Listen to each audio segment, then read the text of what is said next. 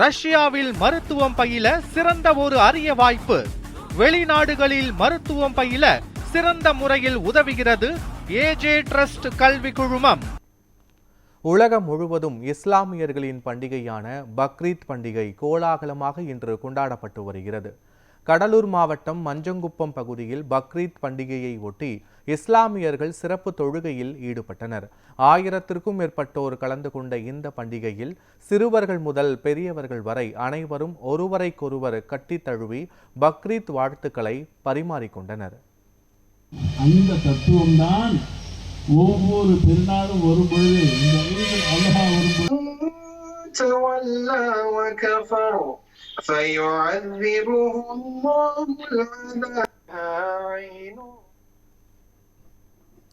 திருவண்ணாமலை மாவட்டம் ஆரணி, வந்தவாசி உள்ளிட்ட பகுதிகளில் இஸ்லாமியர்கள் பக்ரீத் பண்டிகையை முன்னிட்டு சிறப்பு தொழுகையில் ஈடுபட்டனர். ஆரணி, சைதாப்பேட்டை மற்றும் வந்தவாசி ஈத்கா மைதானத்தில் பல்லாயிரக்கணக்கானோர் கலந்து கொண்டு உலக நன்மை வேண்டி தொழுகையில் ஈடுபட்டனர். தொழுகைக்கு பின்னர் ஒருவரைக்கொருவர் பக்ரீத் வாழ்த்துக்களை பகிர்ந்து கொண்டதுடன் ஏழை எளிய குடும்பங்களுக்கு உதவிகளும் வழங்கப்பட்டன.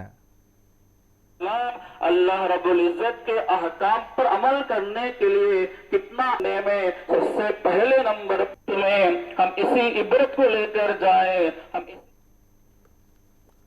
தஞ்சை மாவட்டம் கீழவாசல் அண்ணா திருமண மண்டப மைதானத்தில் பக்ரீத் பண்டிகையை முன்னிட்டு சிறப்பு தொழுகை நடைபெற்றது. இதில் 1000க்கும் மேற்பட்ட ஆண்களும் பெண்களும் கலந்து கொண்டு கூட்டு தொழுகையில் ஈடுபட்டனர். இஸ்லாமியர்களின் முக்கிய பண்டிகையான பக்ரீத் தினத்தை முன்னிட்டு இறைவனின் தூதரான இப்ராஹிம் நபியின் தியாகத்தை நினைவு கூர்ந்து தொழுகை நடத்தப்பட்டது. பின்னர் ஒருவரைக்கொருவர் கைகுலுக்கி ஆற தழுவி பக்ரீத் வாழ்த்துக்களை பகிர்ந்து கொண்டனர்.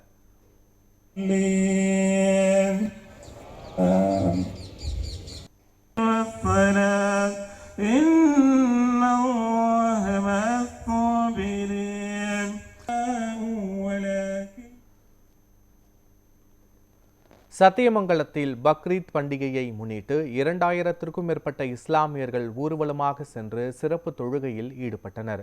மணிக்கூண்டு பகுதியில் இருந்து பெரிய பள்ளிவாசல் சாஹி ஜஹிப் ஆலயம் தலைமையில் தொடங்கிய இந்த ஊர்வலம் கடைவீதி மற்றும் பழைய மார்க்கெட் வழியாக கோட்டு வீரம்பாளையம் ஈத்கா மைதானத்தை சென்றடைந்தது. பின்னர் புத்தாடை அணிந்திருந்த மக்கள் ஒருவரைக்கொருவர் கட்டியணைத்து பக்ரீத் வாழ்த்துக்களை பரிமாறிக்கொண்டனர்.